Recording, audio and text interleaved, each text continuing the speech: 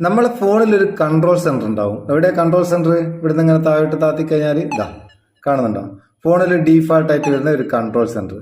ഇത് എല്ലാ ഫോണിലും ഏതാണ്ട് ഇതുപോലെ തന്നെ ഉണ്ടാകുക. വേറൊരു ഫോണിൽ നോക്കാം. നമ്മൾ ഈ ഫോണിൽ എങ്ങനെയുള്ളത്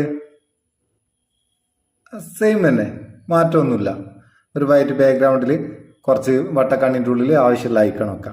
ഇത് നമുക്കൊന്ന് അടിപൊളിയാക്കിയാലോ? ഈ ഫോണിലൊന്ന് നോക്ക്, ഇതാ കണ്ട എന്താ സ്റ്റൈല്.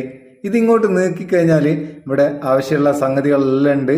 അത് കൂടാണ്ട് ജിമെയിൽ, ഫേസ്ബുക്ക്, വാട്സപ്പ്, യൂട്യൂബ് ഒക്കെ നമുക്ക് ഈ കൺട്രോൾ സെന്റർ തന്നെ ഉപയോഗിക്കാം. ഒരു വെറൈറ്റി സ്റ്റൈല് കാണുമ്പോൾ തന്നെ ഒരു രസമാണ്. ഇതിങ്ങനെ താത്തിക്കഴിഞ്ഞാൽ നല്ല അടിപൊളി. അത് മാത്രമല്ല ഈ ഫോണിൽ കാണുന്ന പോലെയുള്ള അടിപൊളി വാൾപേപ്പറുകൾ. എങ്ങനെ ഇത് ചെയ്യാം? ഇതിന് നമുക്ക് Win11 കൺട്രോൾസ് എന്ന് പറയുന്ന ചെറിയൊരു ആപ്ലിക്കേഷൻ ഉപയോഗിക്കാം. ലിങ്ക് ഡിസ്ക്രിപ്ഷനിലുണ്ട്. അത് ഓപ്പൺ ചെയ്തിട്ട് ആവശ്യമുള്ള പെർമിഷൻസ് കൊടുക്കുക. പെർമിഷൻ ഒക്കെ കൊടുത്തു കഴിഞ്ഞാൽ ഇങ്ങനെയാണ് വരിക. ഇവിടെ നമുക്ക് ഈ കാണുന്ന സംഭവങ്ങളില്ലേ, ഇതിൻ്റെ ഒക്കെ കളറ് മാറ്റണമെങ്കിൽ ഇതാ ടൈൽ കളർ എന്നുള്ള ഈ ഭാഗം ക്ലിക്ക് ചെയ്യുക. ആവശ്യമുള്ള കളർ നമുക്ക് ഏതാണോ വേണ്ടത് അത് സെലക്ട് ചെയ്ത് കൊടുക്കുക. ഞാനിപ്പം കളർ മാറ്റിയിട്ട് നോക്കുക. നമ്മൾ പച്ച കളറിൽ മാറി.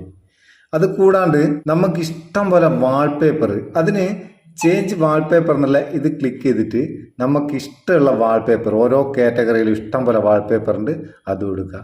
സംഭവം ഫോണങ്ങ് ലുക്കാവും. കൺട്രോൾ സെന്ററും ഫോണിന്റെ വാൾപേപ്പറും ഒക്കെ ലുക്കാവും.